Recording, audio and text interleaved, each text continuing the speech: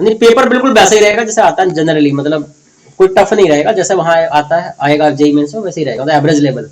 इस बार भी शायद एवरेज लेवल ही था, है ना, तो बिल्कुल वैसा ही रहेगा, बट ऐसा कुछ कोई टफ नहीं होने वाला।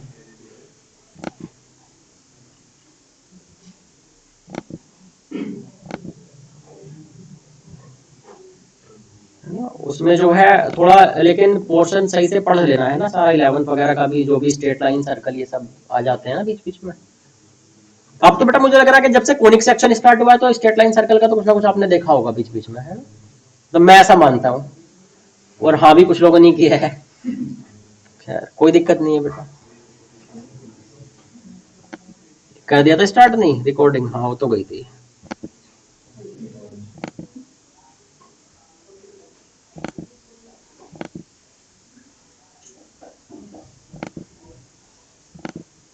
हाँ तो हम लोग बात कर रहे थे भैया एसिम्प्टोट,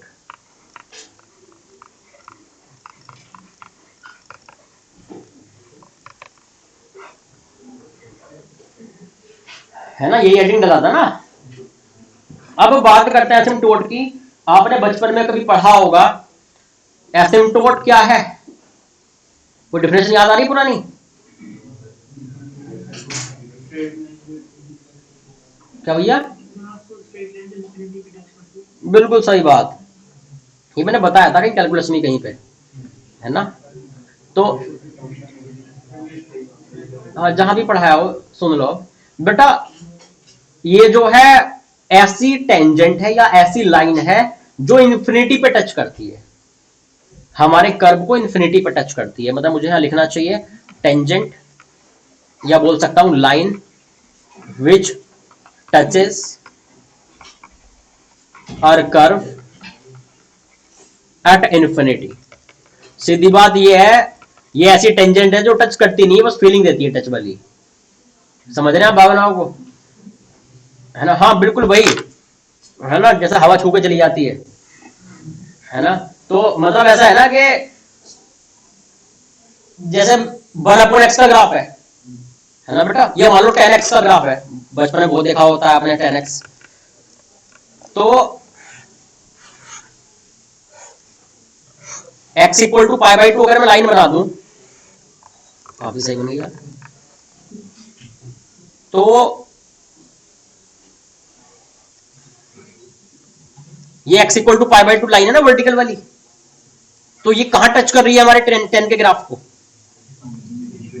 एक तो जहां y इंफिनिटी है ना बेटा, यहाँ y की वैल्यू इंफिनिटी होता है ना ऊपर में, देखो यहाँ इसके सामने टच कर रही है, और ऐसे ही माइनस इंफिनिटी पे भी टच कर रही है, सही है नहीं, टेन एक्स ग्राफ को x इक्वल टू, ये वर्टिकल जो लाइन है x equal to pi by two, इसका मतलब ये x equal to pi by two क्या हो गया हमारे टेंजेंट का एसिम्प्टोट हो गया, है ना। और आपको मैंने, मुझे ध्यान आ रहा, मैंने कभी ये बताया हुआ, अगर वो जो एसिम्प्टोट है वो वर्टिकल हो, वर्टिकल है वर्टिकल लाइन हो तो उसे वर्टिकल एसिम्प्टोट, अगर ये हॉरिजॉन्टल लाइन होती जो टच कर रही है तो हॉरिजॉन्टल एसिम्प्टोट, है ना, ये दो नाम पहले से मैंने बताए हुए हैं। तो मतलब सीधी बात ये है कि एसिम्प्टोट जो है बेटा ऐसी लाइन है जो इन्फिनिटी पे टच करती है हमारे कर्व को, है ना, और ये जरूरी नहीं है दोनों साइड में टच करे, किसी एक जगह भी कर जाए तो हमारा काम चल जाता है, सही है। इन्फिनिटी पे टच करने का मतलब क्या होता है बेटा, इन्फिनिटी पे टच रियल में होता नहीं है, वो पैरेलल हो जाती है जाके, है ना, वो ऐसे टच होने वाला होता है, वहीं रुक जाता है, वहीं पे इन्फिनिटी आ जाता है, यही होता है ना। जैसे अगर आपको ध्यान हो तो अगर मैंने बनाया बेटा y equal to 1/x, 1/x अगर आप ऐसे होता था ना, याद आ रही है भावना को, समझ जाना है ना। तो देखो ये यहां पे y इंफिनिटी है, यहां पे टच कर रहा है इसको, तो मतलब, और ये यहां y क्या है माइनस इंफिनिटी, यहां भी टच हो रहा है, तो ये जो y एक्सेस है ये भी तो एक लाइन ही बोली जाएगी ना, तो y एक्सेस हमारे कर्व को इंफिनिटी पे टच करता है, इसका मतलब ये क्या हो गया, एसिम्प्टोट हो गया। अच्छा x एक्सेस भी इंफिनिटी और माइनस इंफिनिटी पे टच करता है, तो मतलब ये x एक्सेस भी क्या हो गया हमारा, ये हॉरिजॉन्टल एसिम्प्टोट हो गया, है ना, क्योंकि हॉरिजॉन्टल लाइन है ना ये, अरे सही है तो एसिम्प्टोट ही, हॉरिजॉन्टल है तो मैंने हॉरिजॉन्टल एसिम्प्टोट बोल दिया, वर्टिकल है तो वर्टिकल एसिम्प्टोट, और कोई बेटा ना वर्टिकल हो ना हॉरिजॉन्टल, कोई तिरछा विरछा हो तो नॉर्मल एसिम्प्टोट बोलना सिर्फ उसको, उसमें वर्टिकल या हॉरिजॉन्टल मत लगाना। अच्छा कोई ये मत बोलना बेटा कि ऐसे ये तो एक तरफ सिर्फ टच हो रहा है, मतलब दोनों तरफ टच हो रहा है तभी बोलेंगे, नहीं नहीं नहीं, जैसे ये भी दोनों तरफ टच हो रहा था, एक तरफ भी टच हो जाता है तो वो वही बोला जाता है, मतलब एसिम्प्टोट बोल दिया जाता है। एक तरफ भी अगर टच होने वाला हो तो इन्फिनिटी पे, सही है। और इन्फिनिटी पे टच होने का मतलब है कि उस पॉइंट पे टच हो रहा है जहां एक्स या वाई में से कोई कम से कम एक इन्फिनिटी हो, इसका मतलब ये है एक्स या वाई में से कोई कम से कम एक इन्फिनिटी हो उस कोने पे जहां, तो अगर वहां पे टच हो रहा है तो मतलब उस लाइन को हम बोलते हैं कि ये एसिम्प्टोट है। कोई दिक्कत है इसमें? ठीक है बेटा, ऐसी लाइन जो इन्फिनिटी पे टच करे वो एसिम्प्टोट है। अब आगे चलते हैं। तो ये कुछ बनाना हो तो बेटा बना लो, अगर इतना बहुत अच्छे से ध्यान आ गया पुराना तो मत लिखना, मुझे कोई दिक्कत नहीं है। किसी को कम ध्यान आ रहा था तो बना लो, थोड़ा दिख जाएगा। तो यहाँ x equal to pi by 2 is asymptote.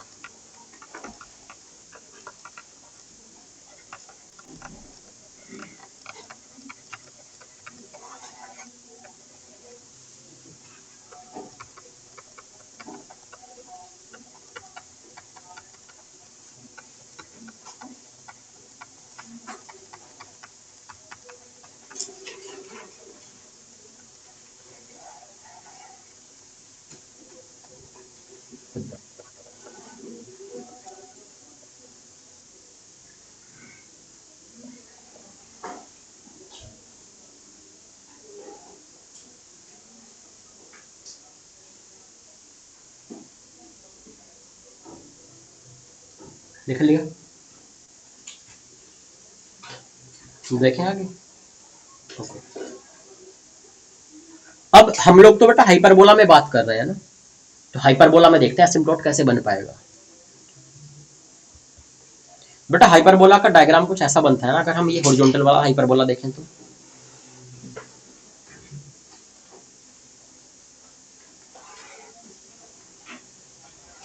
ठीक है भैया, ये हाइपरबोला हो गया। मैंने बोला कि एसिम्प्टोट बनाओ। बेटा एसिम्प्टोट क्या होता है? ऐसी लाइन जो इन्फिनिटी पर टच करे। बेटा इन्फिनिटी पे तो ये कॉर्नर है कि यहाँ यहाँ यहाँ ये कॉर्नर और ये कॉर्नर, हाइपरबोला के चार कॉर्नर इन्फिनिटी पे है ना, दिख रहा है वो एक्स और वाई दोनों इन्फिनिटी हो रहे हैं, उधर से कोने में, एक कोने में जाके माइनस इन्फिनिटी और कोमा इन्फिनिटी हो रहे हैं, मतलब। और हमारा तो जबकि इतना भी है, दोनों में से कोई एक भी इन्फिनिटी हो ना तो भी कोई दिक्कत नहीं थी, है ना। तो एक्स और वाई में से कोई एक भी इन्फिनिटी हो तो भी दिक्कत नहीं थी। जब यहाँ से सेंटर से पास होने वाली लाइन बनती है ना बेटा, जब सेंटर से पास होने वाली लाइन बनती है ना,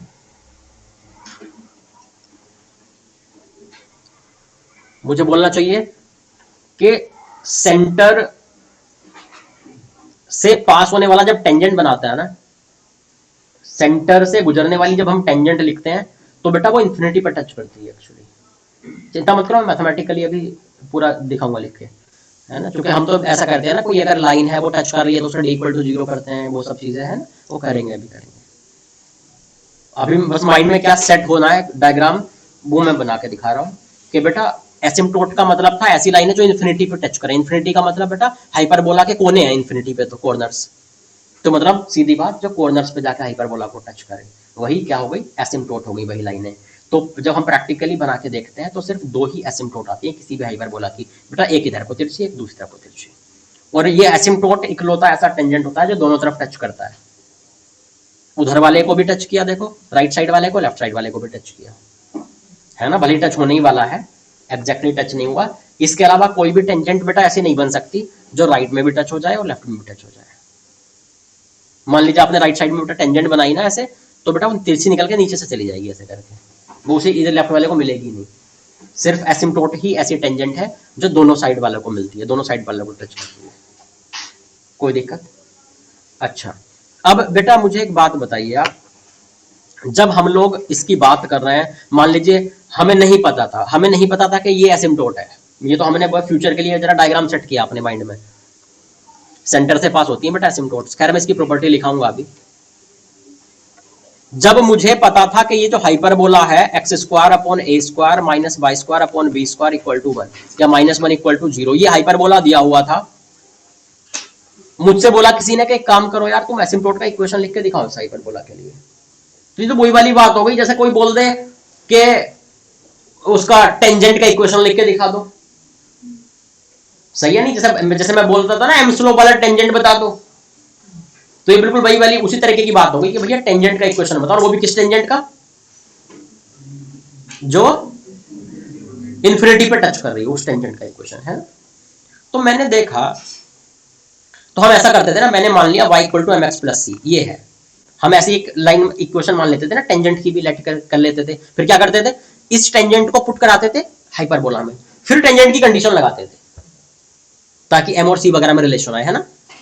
तो मैंने मान लिया कि एसिम्पटोट ये है, मैंने मान लिया भैया कि एसिम्पटोट ये है, तो इसको इसमें पुट करेंगे, इसको जब इसमें आप पुट करेंगे एक क्वाड्रेटिक बनेगी। थोड़ा सा सिंप्लीफाई कर देता हूं बेटा, एक्स स्क्वायर वाले टर्म्स ऐसे दिख रहे हैं क्या, एम स्क्वायर भी है इसमें ऐसे, और एक्स वाले टर्म कैसे दिख रहे हैं, 2mc(x) अपॉन बी स्क्वायर, और कांस्टेंट कैसा दिख रहा है भैया, यहां से तो आएगा सी स्क्वायर अपॉन बी स्क्वायर, और यहां से आ गया -1 ऐसे करके, है ना। ये क्वाड्रेटिक आ गया बेटा किसमें, एम में। अच्छा एक्स में क्वाड्रेटिक आ गया, अभी तक एक्स में है, सही है, कोई दिक्कत है इसमें। तो ये तो बेटा वो वाली बात हो गई ना कि ये एक लाइन है, ये एक 2 डिग्री का कर्व है, मतलब हाइपरबोला है, और जब ऐसे हम साइमल्टेनियसली सॉल्व करने जाते हैं तो हम क्या फाइंड कर रहे होते हैं, है? अच्छा दोनों का कॉमन पॉइंट्स फाइंड कर रहे होते हैं, दोनों का इंटरसेक्शन पॉइंट फाइंड कर रहे होते हैं। अच्छा तो मतलब यहां से जो रूट आएंगे, इस क्वाड्रेटिक के जो रूट आएंगे वो एक्स कोऑर्डिनेट देने वाले हैं, मतलब इंटरसेक्शन पॉइंट पे एक्स कोऑर्डिनेट देने वाले हैं। अच्छा मतलब इसके जो रूट्स हैं वो एक्स कोऑर्डिनेट देने वाले हैं इन पॉइंट्स पर, इन पॉइंट्स पर। अच्छा ये बताना बेटा, यही दिख रहा है ना पॉइंट, कॉमन पॉइंट जहां टच होने वाला है, तो यहीं के कोऑर्डिनेट देने चाहिए ना, ये x1 x2। बेटा ये पॉइंट क्या है वैसे, ये जहां टच करने वाले हैं, ये इनके इंटरसेक्शन पॉइंट या टच वाले पॉइंट क्या है, वैल्यू दिख रही है क्या, इन्फिनिटी है क्या, कोने पे एकदम चला गया ना राइट में। अच्छा मतलब तो हमें दिख रहा है, हमें तो दिख रहा है कि जब इन दोनों को साइमल्टेनियसली सॉल्व किया जाएगा, इसको और इसको, इन दोनों को जब सॉल्व किया जाएगा तो इंटरसेक्शन पॉइंट यहाँ इसी कोने वाला पॉइंट आएगा ना, और कोने वाले पॉइंट पे क्या है, एक्स की वैल्यू क्या है, इन्फिनिटी। मतलब ये जो क्वाड्रेटिक है, ये जो क्वाड्रेटिक है जिसको हम सॉल्व करके एक्स कोऑर्डिनेट लाने वाले हैं दोनों के इंटरसेक्शन का, तो इसका एक्स की वैल्यू क्या आनी चाहिए, इन्फिनिटी आनी चाहिए, मतलब सही है नहीं। अच्छा इन्फिनिटी होनी चाहिए, अच्छा एक इन्फिनिटी होना चाहिए, दोनों इन्फिनिटी होना चाहिए। अच्छा इधर भी इन्फिनिटी है यार, ये तो दोनों इन्फिनिटी है, मतलब बोथ रूट इन्फिनिटी, इस क्वाड्रेटिक के बोथ रूट्स इन्फिनिटी। आपको याद आ रहा है क्वाड्रेटिक, एक क्वाड्रेटिक लिखी थी उसके बोथ रूट्स इन्फिनिटी की कंडीशन लिखी हुई थी वहां पे, अब तक तो भूल गए होंगे। Special DPP1 question number 11 right side में सबसे ऊपर में था, है ना, DPP पलट के, है ना, 4 क्वेश्चन लिखे हुए थे उसमें, एक में ही 4 पार्ट थे उसके, है ना, देखो मैट्रिक्स टाइप का था। तो कोई बात है नहीं, इधर ध्यान दो। तो मतलब इसके बोथ रूट्स क्या है,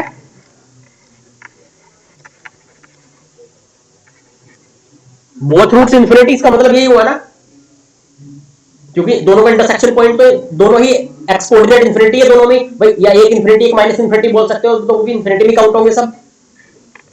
तो यार इस क्वाड्रेटिक के बोथ रूट्स इन्फिनिटी कैसे आते थे, बोथ रूट्स इन्फिनिटी आप ऐसा करते थे बेटा, ये भी 0 और ये भी 0। अगर सिर्फ वन रूट इन्फिनिटी होता, ओनली वन रूट इन्फिनिटी, तो सिर्फ एक्स स्क्वायर का कोफिशिएंट 0 कराते ताकि 1 डिग्री का बच जाए, ताकि एक रूट आ जाए अच्छा वाला। अगर दोनों रूट इन्फिनिटी मतलब दोनों ही रूट नहीं चाहिए, तो क्या करते थे, 1 डिग्री में नहीं चाहिए हमें, 1 डिग्री का भी बच गया इक्वेशन। अगर अगर अगर ये खत्म किया, 2 डिग्री वाले का कोफिशिएंट खत्म किया, तो 1 डिग्री बचता, एक्स की एक वैल्यू आ जाती। हमें एक भी वैल्यू नहीं चाहिए क्योंकि दोनों ही वैल्यू इन्फिनिटी पे है एक्स की, तो मतलब हमें दोनों को खत्म करना है। तो आप लोगों को समझ रहे हैं, तो इसको भी 0 करो, इसको भी 0 करो, मतलब एक्स स्क्वायर का कोफिशिएंट भी 0 और एक्स का कोफिशिएंट भी 0, ये मैंने वहां पे बताया था। तो भैया एक्स स्क्वायर के कोफिशिएंट को भी हमने 0 किया, and 2mc upon b square equal to 0, यहां से आ गया c इक्वल टू 0, ये जब इनको उधर भगाया तो, और यहां से क्या आ गया बेटा, 1 upon a square equal to m square upon b square, एक तरफ लेकर गए तो m equal to plus minus b by a। आप बोल रहे हो यहां से m को भी तो 0 कर सकते थे भैया, m की वैल्यू आ चुकी इधर से, तो m को 0 बोल नहीं सकते ना। अगर आपने m को 0 बोल दिया तो यहाँ क्या हो जाएगा, m को 0 रखोगे तो b equal to 0, b equal to 0 चलेगा क्या, इसमें भाई को अपॉन 0 हो जाएगा ना। तो मतलब m इंटू c 0 है तो c को 0 कर सकते हैं, m 0 पॉसिबल नहीं दिख रहा। सही है। तो m की वैल्यू आ गई प्लस माइनस बी बाई और c की वैल्यू क्या आ गई 0 इसमें इसमें। इसका मतलब y इक्वल टू क्या हो गया,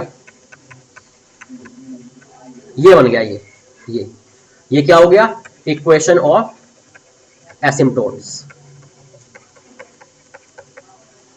एक का स्लोप है b बाई ए, एक का स्लोप है भैया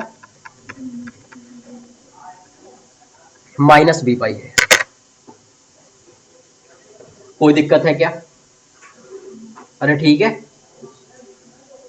तो इक्वेशन आ गई हमारे पास एसिम्प्टोट की, है ना, कोई मत लिखना अभी, ये एसिम्प्टोट की इक्वेशन आ गई। हमारे माइंड में बेसिक आना चाहिए y equal to plus minus b by a into x. अलग अलग लिख के देखूं एक बार, मैं वापस आ जाऊंगा स्लाइड पे, अलग अलग लिख के देखूं इन दोनों इक्वेशंस को, y equal to b by a x और दूसरी इक्वेशन क्या है y equal to minus b by a x. अच्छा नहीं लग रहा यार, थोड़ा देखे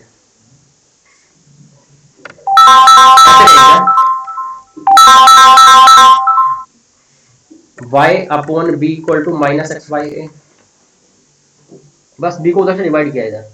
इसको अगर एक तरफ लाओगे तो ऐसे दिख रहा है क्या, और इसको लाओगे एक तरफ तो क्या दिख रहा है, अरे जीरो था ना, जीरो जीरो जीरो, ऐसे ही है क्या, है ना। अच्छा मतलब एक एसिम्प्टोट ये है, एक एसिम्प्टोट ये है, मतलब पेयर लिखना चाहूँ अगर मैं, पेयर एसिम्प्टोट पेयर, तो क्या लिखूंगा, दोनों का प्रोडक्ट कर दूं।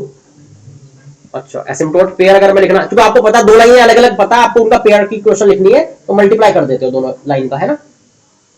एसिम्प्टोट पेयर,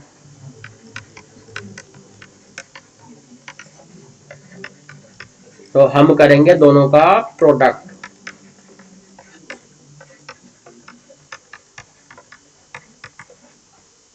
एक माइनस इंटू ए प्लस भी दिख रहा है क्या ये? अच्छा ये है, अबे हाइपरबोला क्या था, ये तो देखो एसिम्प्टोट हो गया। अच्छा हाइपरबोला ये था, ये हाइपरबोला था। इस हाइपरबोला का कॉन्जुगेट हाइपरबोला क्या होगा? अच्छा भाई की बजाय एक्स पे माइनस लगा दो। अच्छा हम उन्हें ऐसे भी बोल सकते हैं क्या, जैसे आप बोल रहे हैं मुझे, सुन लो भैया ऐसा लिखो दिख सकता है, आप बोल रहे हैं कि सर इस वाले हाइपरबोला का कॉन्जुगेट हाइपरबोला बनाना है तो ऐसे कर दें, है ना, एक्स बाई स्क्वायर की बजाय एक्स स्क्वायर पे माइनस लगा दें, ये बोल रहे हैं। मान लीजिए मैं दोनों साइड में माइनस का मल्टीप्लाई कर दिया तो कैसा दिखेगा,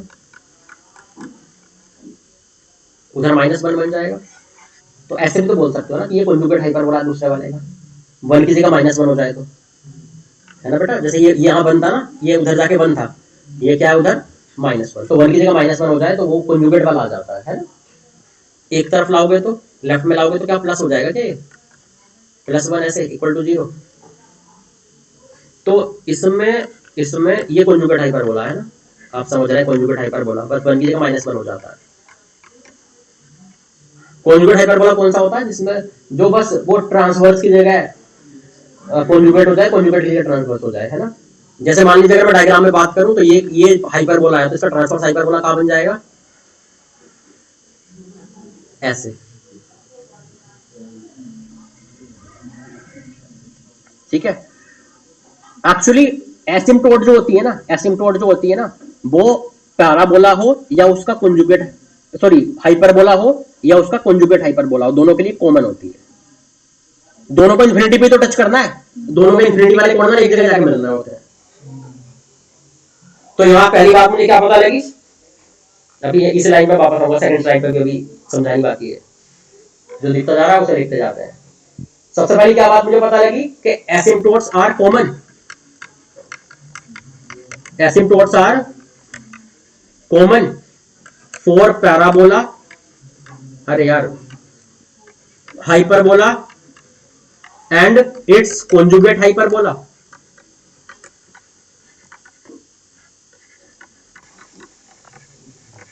बाबरा को समझ रहे हैं बेटा कि वो कोने में दोनों को टच कर जाती है। तो एक तो ये वाली बात हो गई। दूसरी बात हमने क्या देखी, एसिम्प्टोट कहां से पास होगी, ओरिजिन से निकल रही थी क्या, ओरिजिन सेंटर था, तो मतलब मुझे बोलना चाहिए कि एसिम्प्टोट पासेस थ्रू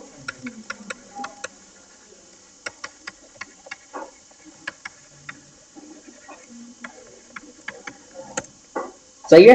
अच्छा, कई बार बीच का एंगल पूछा जाता है एसिम्प्टोट के, वो आप आराम से बता सकते हैं, जो कि दोनों के स्लोप पता है आपको, एक का बी वाई है, एक का माइनस बी वाई है, स्लोप पता हो लाइनों का तो बीच का एंगल आप बता सकते हैं। अच्छा, अब यहां तक पहुंच जाते हैं, इसके बारे में भी लिखते हैं। सुन लो, वो तो डायग्राम से देख के बताया ना हमने, जो 2 पॉइंट लिखे। इक्वेशन देखना तीनों की, हाइपरबोला की इक्वेशन, एसिम्प्टोट की इक्वेशन और कंजुगेट हाइपरबोला की इक्वेशन, सब में कोई रिश्ता है? क्या रिश्ता है? वेरिएबल वाला हिस्सा तो सेम है तीनों में ही। अच्छा, तो इनके बारे में भी कुछ बोल देते हैं अपन।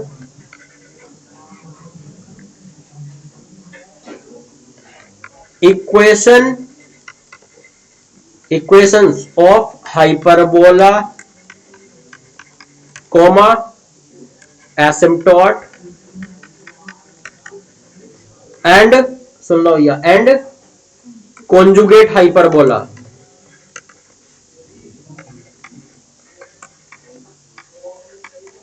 differ by constant term only। सही है, ओनली बेटा कांस्टेंट टर्म अलग अलग होते हैं इनके, वेरिएबल वाला पार्ट तीनों का सेम होता है।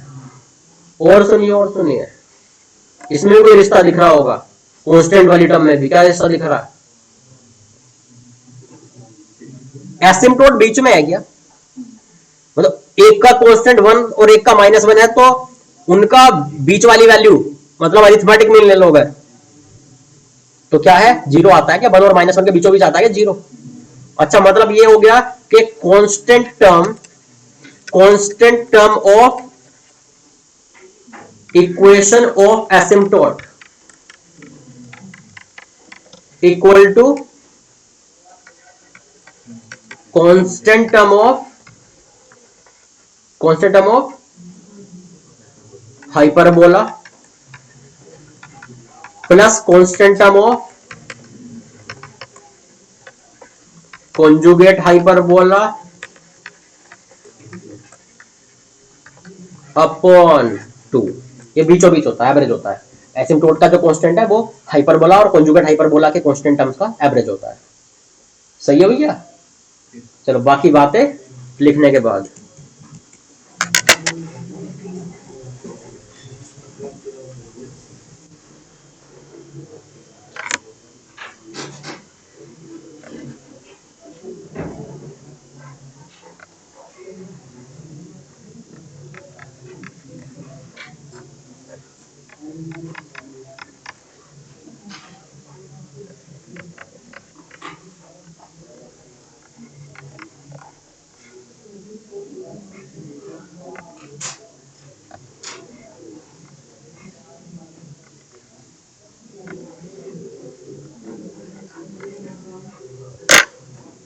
तो आज की ट्रेंडिंग न्यूज, मतलब कल की रात की ट्रेंडिंग न्यूज तो आपको पता ही होगी। अरे सबको पता है यार, पूरे मार्केट में पता है इंडिया में तो। अरे वही है ना कि वो 7,300 करोड़ में बाइजू ने आकाश को खरीद लिया। क्या बात कर रहे हो यार, जैसे पता ही नहीं थी, मतलब हर जगह तो वही ट्रेंडिंग है। रात में 11 बजे करीब आई होगी ये न्यूज, 11-12 बजे।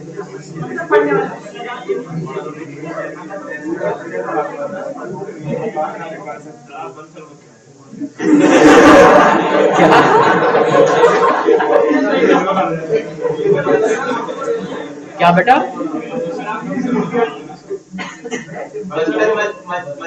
अच्छा, अरे नहीं बिल्कुल नहीं। तो मतलब 7,300 करोड़ इंडियन रुपीस, $1 बिलियन, आप समझ सकते हैं मतलब वही। नहीं, उसमें ऐसा हुआ है कि बहुत सारों के शेयर्स है ना आकाश में, तो जो उसके मेन ओनर है ना, वो जेसी चौधरी साहब, उनके 50-51% शेयर के करीब थे। तो सिर्फ उनके वाले शेयर बिके हैं, बाकी छोटे छोटे शेयर तो पूरे इंडिया के होंगे, सबके थोड़े थोड़े से। तो वो नहीं मतलब, तो जेसी चौधरी सर ने मतलब अपने सारे शेयर बेच के और वो अलग हुए, ऐसी न्यूज है। अब देखते हैं, लेकिन इतनी बड़ी न्यूज कोई गलत नहीं होती है, सारे टीवी और सारे न्यूज़पेपर का दिखा रहे हैं तो।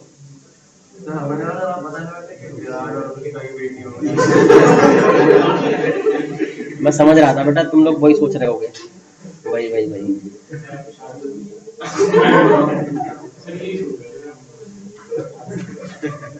सुधर जाओ बेटा, टाइम है।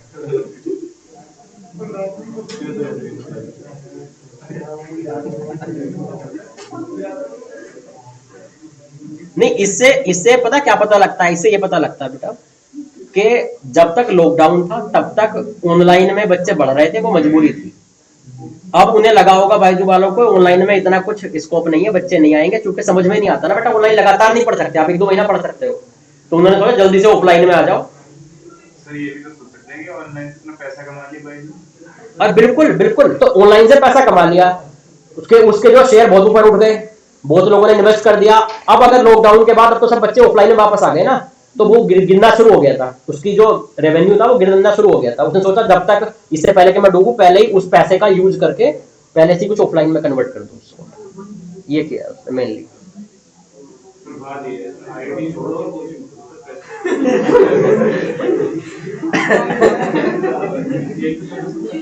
नहीं, मुझे लगता है, नहीं देखिए बेटा, बातें नहीं देखो, फ्यूचर के लिए सारे बिजनेस स्कोप सोच के रखने चाहिए।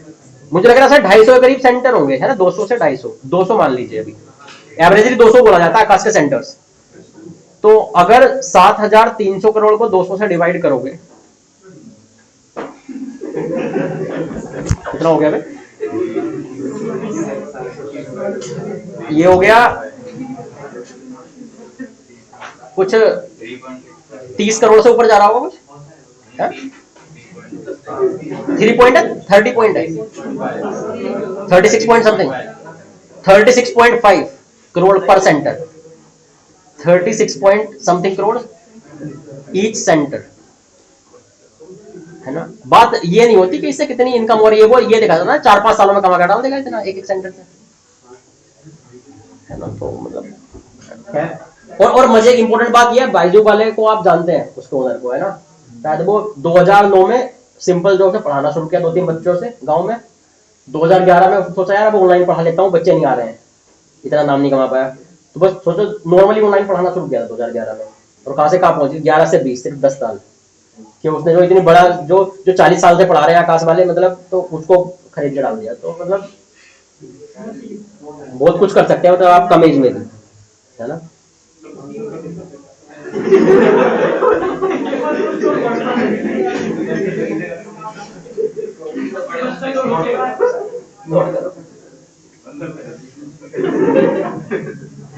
ये मैं सिर्फ मोटिवेट करने के लिए बोला था। मतलब ये न्यूज़ यार रियल में, मतलब जो यंगस्टर्स हैं उनको मतलब रियल मोटिवेट करती है, कम एज में भी कितना कुछ कर सकते हैं। ऐसा नहीं है कि कुछ बड़ा करने के लिए मतलब एज की जरूरत है, 40-45 साल तक करते करते धीरे धीरे हो पाएंगे वहां। जैसे जो है पढ़िए, मतलब और कुछ भी नहीं तो कोचिंग सही से कर लो ताकि पढ़ाई पाओ। सही बात है, नहीं अच्छे से पढ़ ही लो ताकि पढ़ा पाओ। इन्हीं नोट्स को बाद में जो है थोड़ा थोड़ा पढ़ पढ़ के क्लास में पढ़ाते रहना, हो गया काम, कुछ ना करना ही नहीं है। शुरुआत करने के लिए बाद में ज्ञान बढ़ाते रहना, क्या दिक्कत है।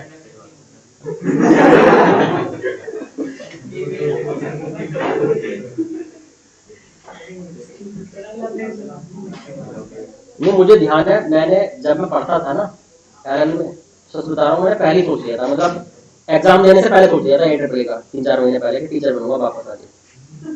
ये मजाक नहीं है, वो तो बची रहा सॉफ्टवेयर वालों ने टाइम नहीं दिया, मतलब कॉलेज से निकला और 3 दिन बाद ज्वाइनिंग, है ना, मतलब पहले से ही वो लेटर ऑफर लेटर जो उन्होंने दिया था, तो मुझे टाइम नहीं मिल पाया, इसलिए मैं 1 साल का सॉफ्टवेयर वेस्ट करके आया। मतलब मतलब होता है कई बार, होता है कि मतलब मन करने लगता है, अगर यहाँ इतना मन नहीं करेगा आपको, अगर आप किसी कोटा के सेंटर पे होते तो शायद मन करता है ना, क्योंकि कोटा में एक डिफरेंट माहौल है, मतलब वहां सिर्फ कोचिंग ही सब कुछ है, तो वहां लगता है ना यार हम भी इसका पार्ट होने चाहिए, है ना, तो वहां लग जाता है। मान लीजिए अगर कोई हैदराबाद में या फिर दिल्ली में, दिल्ली के भी स्पेशली जहाँ दो चार बड़ी बड़ी कंपनीज हो, वहाँ अगर कोई रह रहा हो तो लगता है ना यार कि यार सॉफ्टवेयर की इतनी सारी कंपनी में यहीं कोई एक अच्छा सा जॉब करूंगा। तो उस तरीका का होता है। तो कोटा में जो बच्चे जाते हैं उनको कई बार हो जाता है कि नहीं यार यहाँ के टीचर बनेंगे। खैर कोई नहीं, आपके यहाँ कुछ ना कुछ होगा अलीगढ़ में भी, दंगे भी कर सकते हैं अलीगढ़ वाले वही चीजें देखते आए होंगे बचपन से, खाना देना।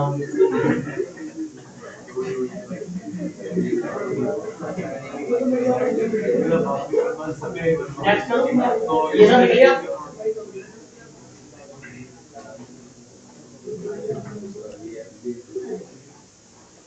तो मतलब इसका जो स्लोप है वो क्या हो गया बेटा, y equal to b by, मतलब बी बाई ए एक्स तो इक्वेशन हो गया, स्लोप हो गया b by a and minus b by a. कभी बोले कि एसिम्प्टोट के बीच का एंगल बताइए, तो बेटा टेन थीटा लगा देना बीच में, दोनों भाई दोनों एसिम्प्टोट का आपको स्लोप पता है, तो वही tan theta equal to number minus m two का मतलब नंबर लगा देना। सही।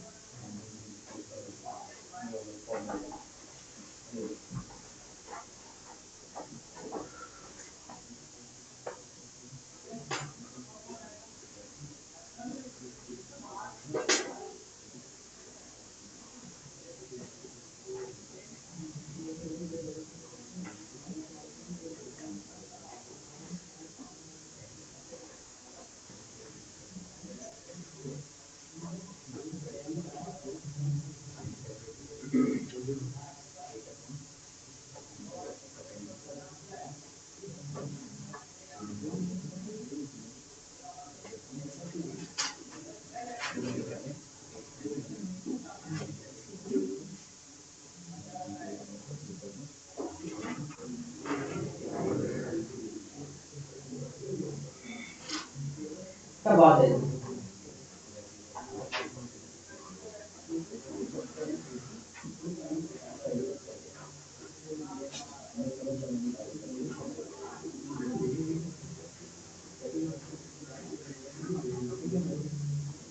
अरे बातें नहीं, नेक्स्ट करो।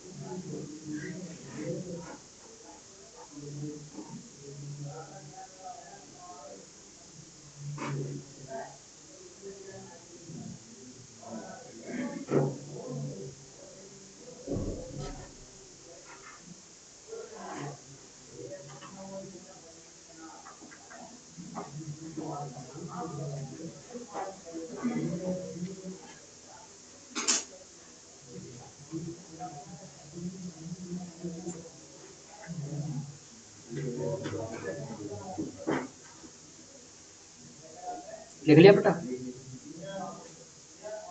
अच्छा आपको एक बात का पता है, जैसे ये 2 डिग्री का इक्वेशन लिखा हुआ है, तो ये हाइपरबोला भी हो सकता है, वो जो है हमारे एसिम्प्टोट भी हो सकते हैं, सिर्फ कांस्टेंट का डिफरेंस आएगा, है ना। अच्छा बेटा मुझे ये बताना कि कोई एसिम्प्टोट लिखा हुआ है, अगर मुझे मतलब वो पेयर ऑफ स्ट्रेट लाइन लिखा हुआ है। अच्छा पेयर ऑफ स्ट्रेट लाइन अगर लिखी हुई है कोई इक्वेशन, तो आप उसका इंटरसेक्शन पॉइंट निकाल कर दे सकते हो क्या? मतलब किसी पेयर का आपको याद हो, जैसे कोई लाइन पेयर थी बेटा,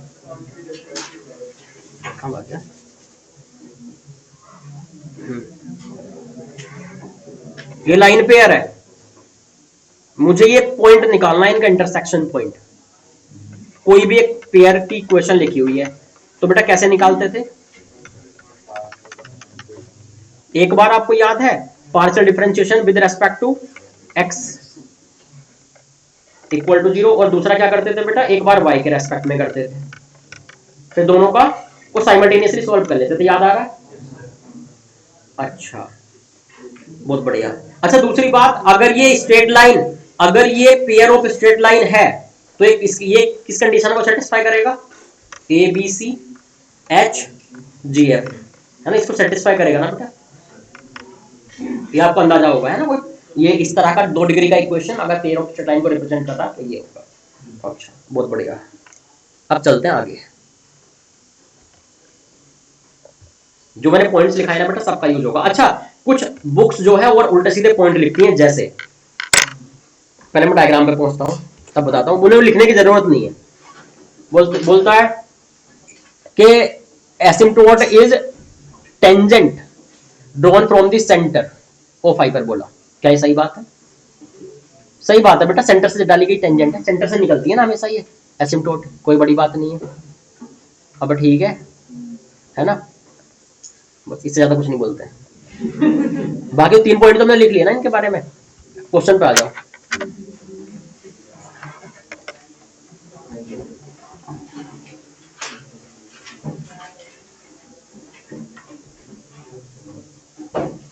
जो अभी बेटा अगले 3-4 क्वेश्चन होने वाले हैं, ध्यान रखना, वो सबसे ज्यादा इंपॉर्टेंट क्वेश्चन है हाइपरबोला के, क्योंकि मैंने पहले भी बोला था ये एसिम्प्टोट वाला जो पोर्शन पढ़ रहा है ये नया है हाइपरबोला में, ये उसमें नहीं था इलिप्स और पैराबोला में, इसलिए क्वेश्चन यहां से आते हैं हाइपरबोला से आए तो, वरना बाकी टी का यूज तो बेटा सारे चैप्टर में सेम है ना, इसलिए वो उससे यहां ज्यादा क्वेश्चन बनाता नहीं है। फाइंड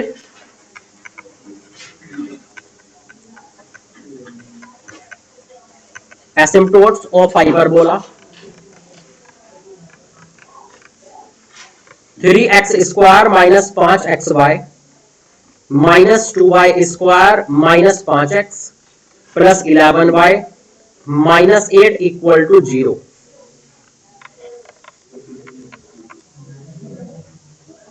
वो माइनस 5x तक तो दिख रहा है आपको, उसके बाद है, सुनो ना यार मैं फिर से लिख रहा हूं नीचे, बड़ा कंफ्यूजन होगा। ये है बेटा ये, ठीक है, देखिए also find the equation of conjugate hyperbola.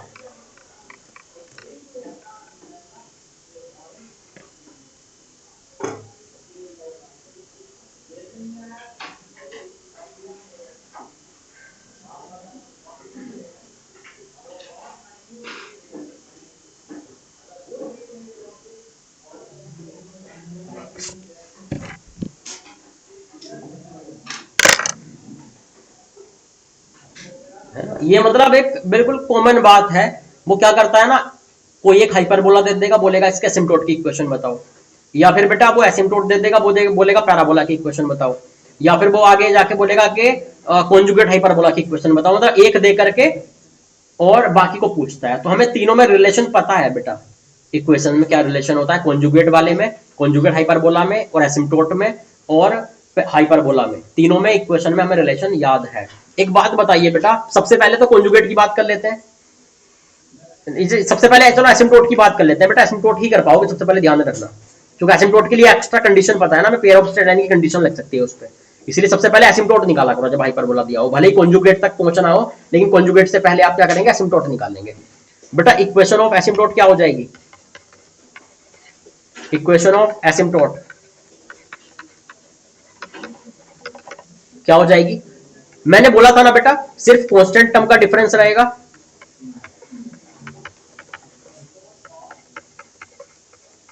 कुछ ध्यान है बेटा? मैंने आपको बोला था ये वाली बात कि सिर्फ कांस्टेंट टर्म का डिफरेंस होता है हाइपरबोला की इक्वेशन में, एसिम्प्टोट की इक्वेशन में और कॉन्जुगेट हाइपरबोला की इक्वेशन में, है ना बेटा? तीनों में सिर्फ कांस्टेंट का डिफरेंस है। तो एसिम्प्टोट को आपने ऐसा लिख दिया, कांस्टेंट टर्म को चेंज कर दिया सिर्फ। एक बात बताइए बेटा, ये एसिम्प्टोट का इक्वेशन लिखा ना हमने, मुझे कहीं से लैम्डा लाना है बेटा। एसिम्प्टोट का इक्वेशन है मतलब पेयर ऑफ स्ट्रेट लाइन है ये। एसिम्प्टोट तो दो लाइन है ना बेटा, मतलब ये पेयर ऑफ स्ट्रेट लाइन है। अगर बेटा ये पेयर ऑफ स्ट्रेट लाइन है इसका मतलब क्या हुआ? हाँ अच्छा, इसका वो जीरो है ना, वो ये, हाँ मतलब ये, ठीक है। पुट कर दीजिए यहां पे 3 - 2 लैम्डा। एच क्या होता था? एक्स वाई के कोफिशिएंट का आधा, तो -5/2 -5/2।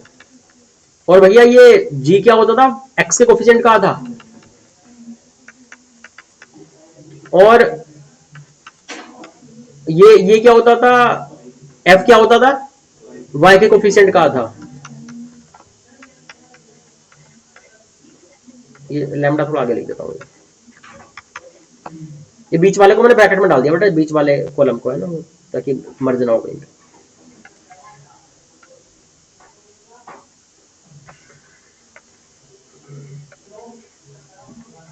ठीक है भैया, इस डिटरमिनेंट को जीरो करवा दे क्योंकि ये पेयर ऑफ स्ट्रेट लाइन को रिप्रेजेंट कर रहा है, इसलिए देखना क्या वैल्यू आ जाएगी। 3 × -2 लैम्डा -121/4 और देखिए +5/2 इंटू -5/2 लैम्डा +55/4 -5/2 इंटू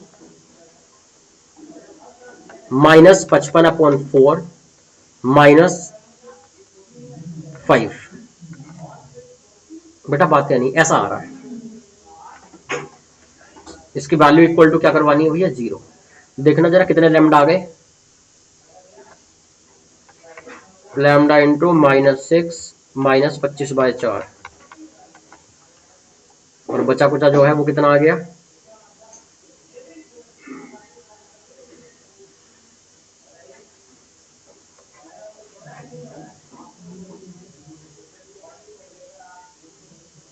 एक तो बच गया 25/2 और बेटा एक बच रहा है 121 इंटू 3 हो गया 3 6 3/4 इक्वल टू 0। बेटा ये आ गया। बात नहीं भैया, इस कैलकुलेशन को मैं इधर ले आता हूं। लैम्डा के इंटू वाला क्या आ गया बेटा? ये लैम्डा इंटू -49 हो गया क्या? और वो हो गया 50 कम कर दोगे उसमें से तो ये हो गया 313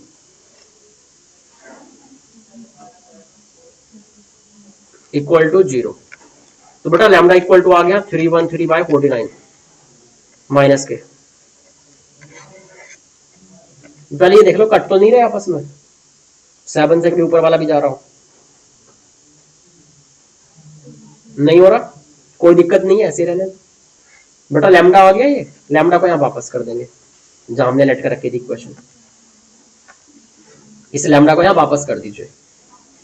तो ये हो गया 3x² - 5xy -2y² -5x 11y -313/49 equal to 0। ये किसकी इक्वेशन हो गई? Equation of asymptote. कोई दिक्कत है बेटा इसमें? कैलकुलेशन मैंने हुई है कहीं? बताना बेटा।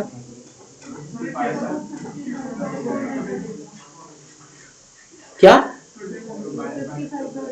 अच्छा दोनों ही पॉजिटिव में रहेंगे क्या वो?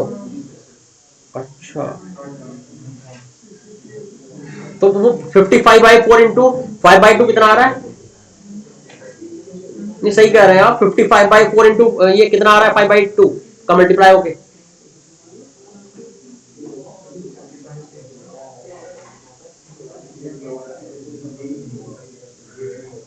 अच्छा 55 इंटू 5 कितना होता है?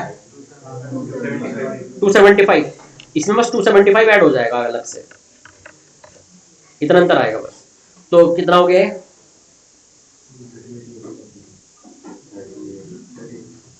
अच्छा दिस माइनस दिस करके 38 आ रहा है।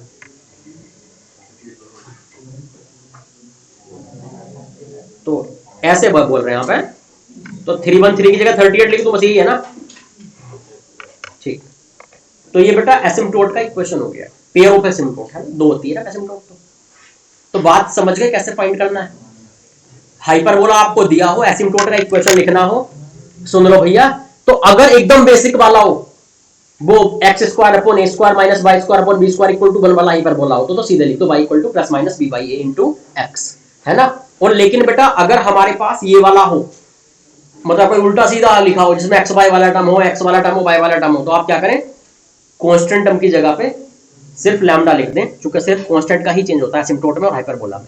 फिर क्योंकि एसिम्प्टोट वाला जो पेयर ऑफ इक्वेशन होता है वो लाइन पेयर होता है, इसलिए उसमें लाइन पेयर वाली कंडीशन लग जाएगी, डिटरमिनेंट इक्वल टू 0, तो लैम्डा वापस आ जाएगा।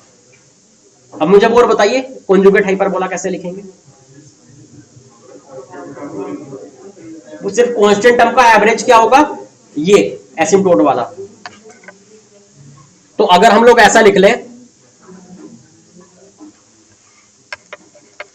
लेट कॉन्जुगेट हाइपरबोला, बेटा बात है नहीं, लेट कॉन्जुगेट हाइपरबोला भी क्या क्या था, ये तो सेम रह जाएगा ना वेरिएबल वाला हिस्सा, तो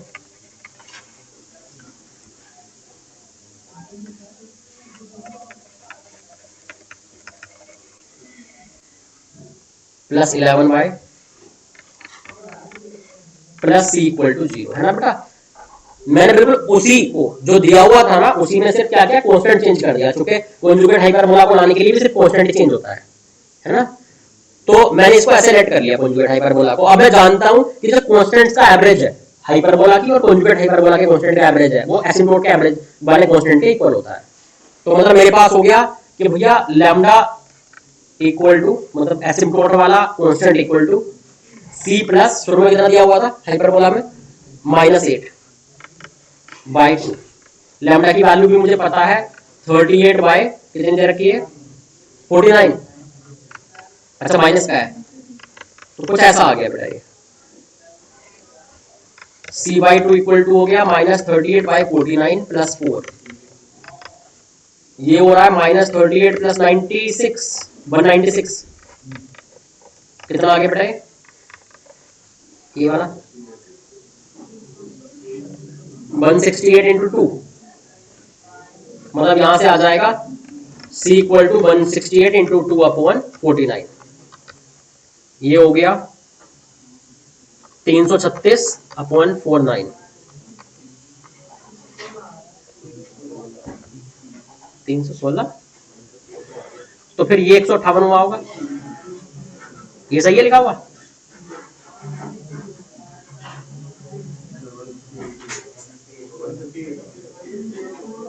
अच्छा ये 158 है, ओके, मुझे तो किसी ने बताया था बेटा ऐसे यहीं से। तो ये हो गया कितना, तो फिर 316 हो गया, तो यहां सी को वापस कर दो बस इसमें, तो ये हो गया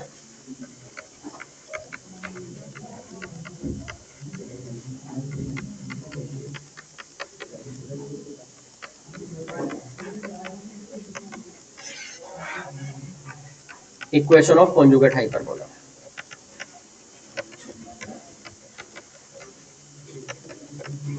कोई दिक्कत है इसमें?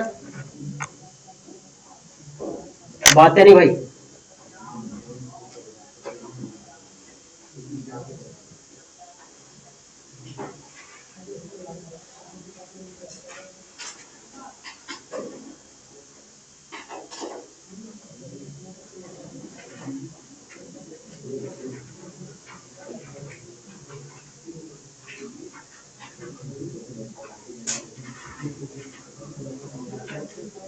अरे ठीक है, कोई दिक्कत है इसमें? तो समझ गए हाइपरबोला दे तो एसिम्प्टोट कैसे लिखना है, और कॉन्जुगेट हाइपरबोला कैसे लिखना है वो भी सीख गए। उसके लिए पहले एसिम्प्टोट लिखनी पड़ेगी, तब वो कांस्टेंट का फिर एवरेज लेंगे। आगे चले बेटा। अच्छा एक बात बताना है, किसी हाइपरबोला का सेंटर बताना हो तो कैसे बताओगे? कोई हाइपरबोला दे दिया हो, मान लीजिए यही दिया है, सेंटर कैसे बताओगे इसका, पूछे तो? हाँ?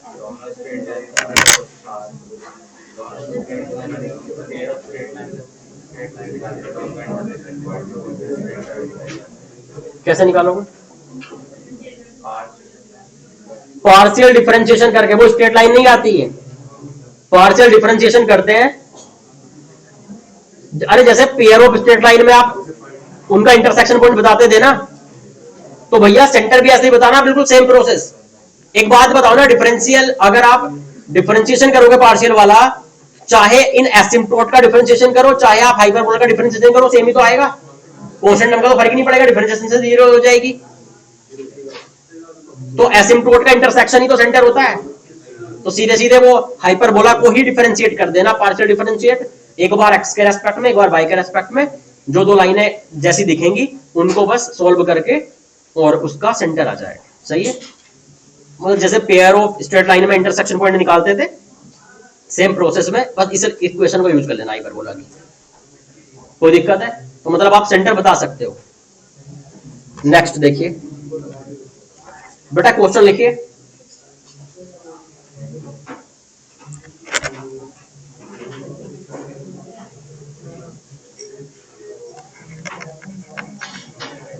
Find equation of hyperbola.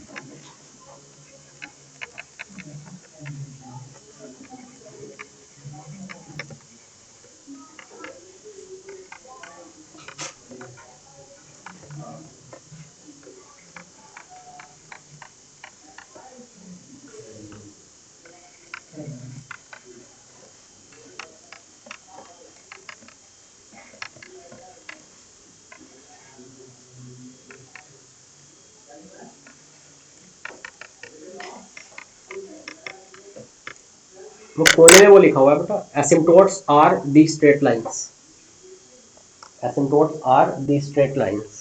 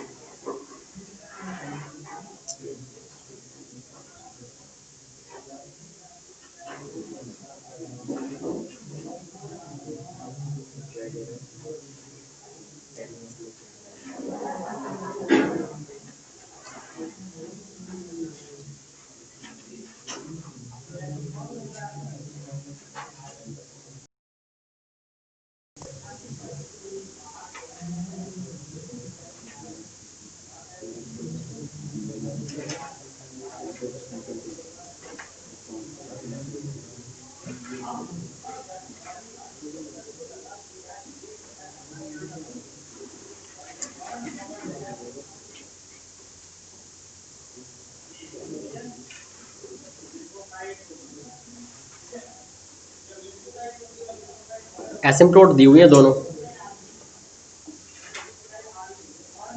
यार अगर ये ऐसे यार इसका हाइपरबोला का और एसिम्प्टोट पेयर का रिलेशन है, वो कांस्टेंट का सिर्फ डिफरेंस होता है। तो मुझे एसिम्प्टोट्स अलग अलग लिखने के बजाय क्या करना चाहिए, पेयर लिख देना चाहिए मल्टीप्लाई करके, एसिम्प्टोट पेयर, है ना। और एसिम्प्टोट पेयर लिख दिया तो हाइपरबोला की इक्वेशन कैसे लिख सकता हूं फिर मैं, सिर्फ कांस्टेंट की जगह पे लैम्डा लिख दूंगा, ठीक है नहीं। तो देखते हैं।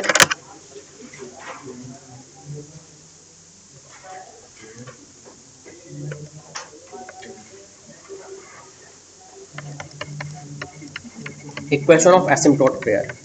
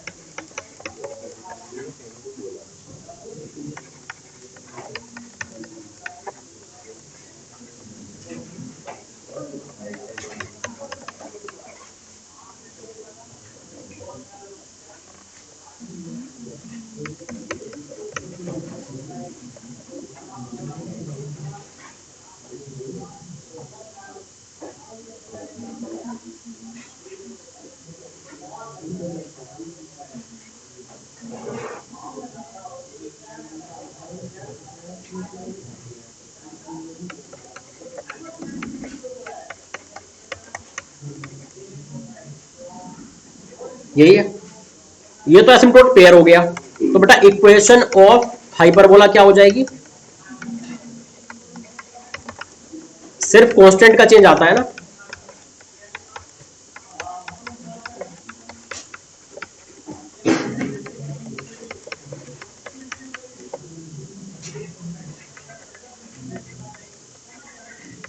कोई दिक्कत है इसमें बेटा? ये हाइपरबोला की जो हमने इक्वेशन लिखी है, ये कहां से पास हो रहा है हाइपरबोला, 1,-1 से। तो 1,-1 will satisfy this equation.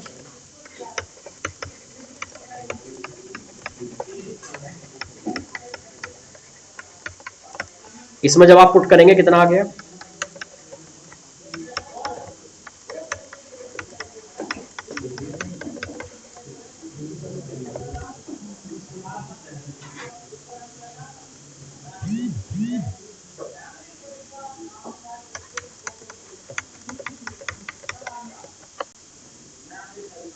Lambda equal to आ रहा है 11 7।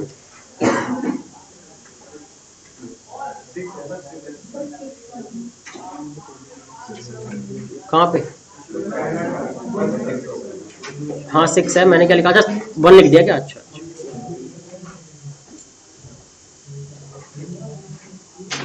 तो लैम्डा कितना आ गया 7, ओके।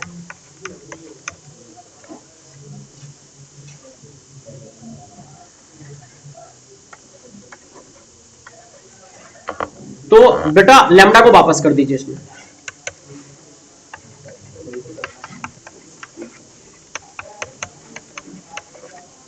कुछ ऐसा हो गया।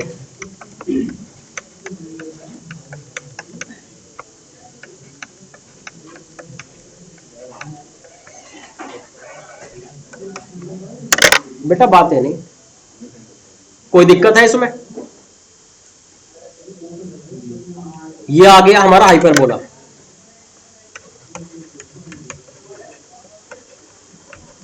एसिम्प्टोट तो ये पहले से ही था बेटा। अगर एसिम्प्टोट पता है और हाइपरबोला पता है तो कॉन्जुगेट हाइपरबोला भी आप बता देंगे। कैसे निकालेंगे कॉन्जुगेट हाइपरबोला,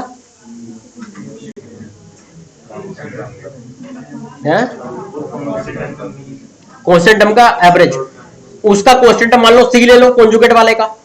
हाइपरबोला और कॉन्जुगेट हाइपरबोला के कांस्टेंट का एवरेज किसके इक्वल करवा देंगे, एसिम्प्टोट के कांस्टेंट के इक्वल। सही है, तो वो निकल के आ जाएगा। और आगे क्या बोला इसने, सेंटर।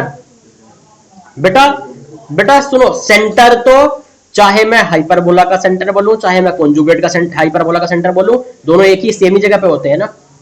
दूसरी बात, एसिम्प्टोट का इंटरसेक्शन भी वही होता है, सेंटर ही। तो इसमें आगे मेहनत क्यों करें, एसिम्प्टोट की इक्वेशन अलग अलग दी हुई है शुरू में ही, उन्हीं का इंटरसेक्शन पॉइंट निकाल कर दे दो, सही है नहीं। तो आगे, वरना फिर हम अदरवाइज हम हाइपरबोला को डिफरेंशिएट करते ना, कुछ लोगों ने कर लिया होगा, वो है वही वही होता है। कोई दिक्कत हो तो बता दो।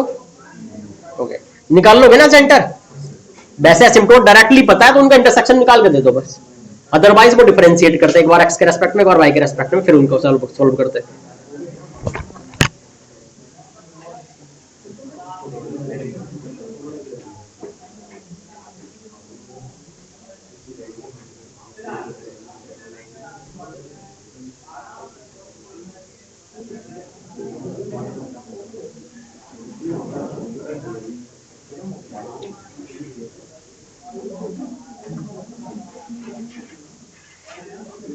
बेटा बातें नहीं,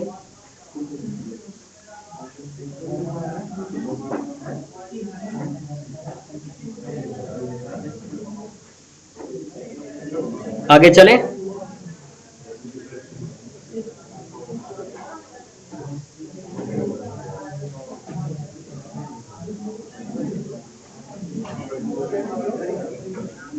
बेटा बातें नहीं,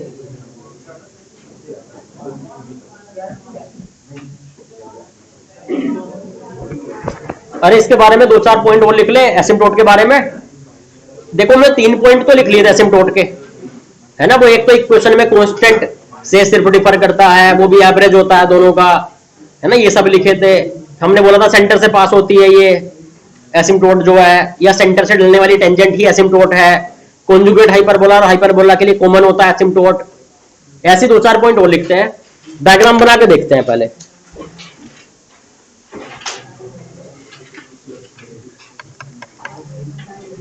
बेटा मान लीजिए ये है ट्रांसवर्स एक्सिस, और बेटा मान लीजिए ये है कॉन्जुगेट एक्सिस, मान लीजिए ये है एसिम्प्टोट।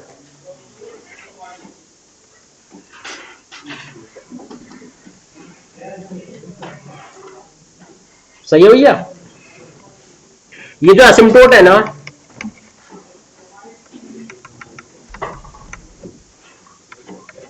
बेटा अगर ये थीटा तो ये भी थीटा होता है, मतलब ये है कि एंगल बाइसेक्टर होते हैं एक्सिस,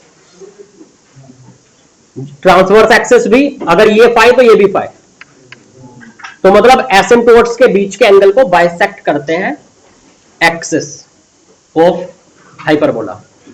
सही है, चाहे वो ट्रांसवर्स एक्सिस हो चाहे वो कॉन्जुगेट एक्सिस हो। तो एक्सिस ऑफ हाइपरबोला और एंगल बाइसेक्टर्स बिटवीन एसिम्प्टोट्स। कोई दिक्कत तो बताओ, क्या हो गया, ठीक है ना। और आगे देखें, है ना, पॉइंट लिखते जाओ एक एक करके।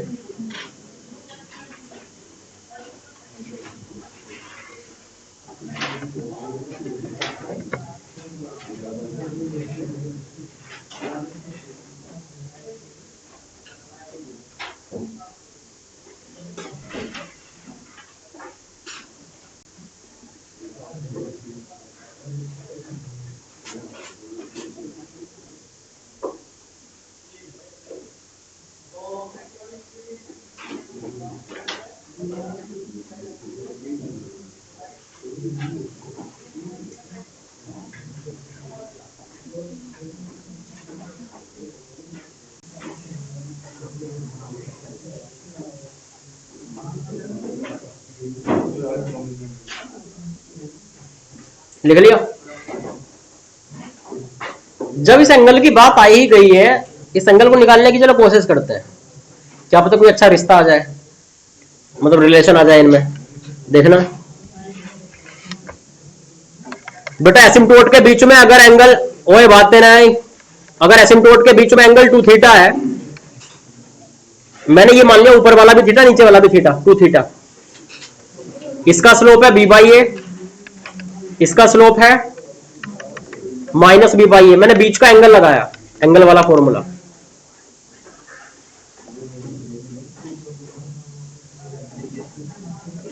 ये तो मुझे सीधे सीधे दिख रहा है यार। ये तो फिर ये तो टेन थीटा हो गया ना, बी बाई ए। स्क्वायर करना आपको आता होगा शायद।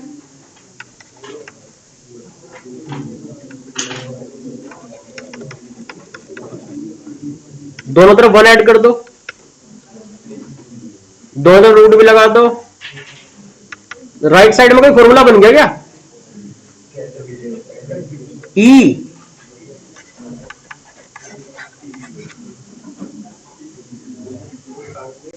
मतलब ये हुआ कि अगर हमारा एसिम्टोट, ओए बातें नहीं, अगर हमारे एसिम्टोट्स के बीच में, अगर हमारे एसिम्टोट्स के बीच में एंगल 2 थीटा हो, तो उस हाइपरबोला की सेंट्रिसिटी कितनी होती है? सेक थीटा होती है। ध्यान रखना एंगल 2 थीटा है एसिम्टोट्स के बीच में। If angle between asymptotes is 2 theta, then eccentricity equal to sec theta। लिख लीजिए।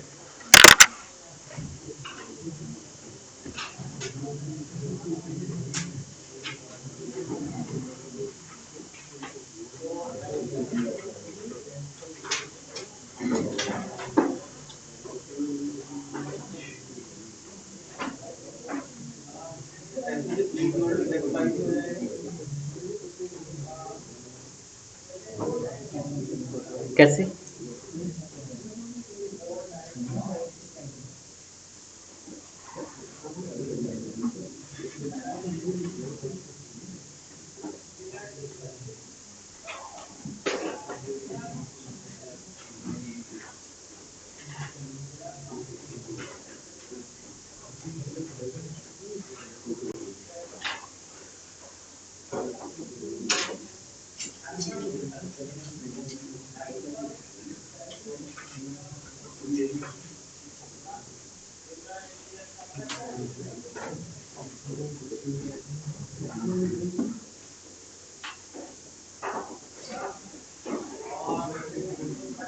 क्या हुआ? अच्छा अच्छा, आ रहा हूँ।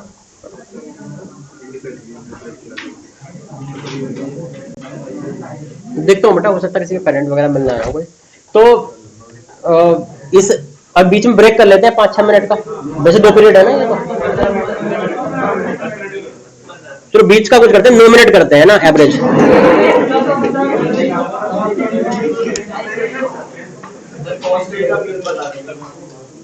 क्या बेटा?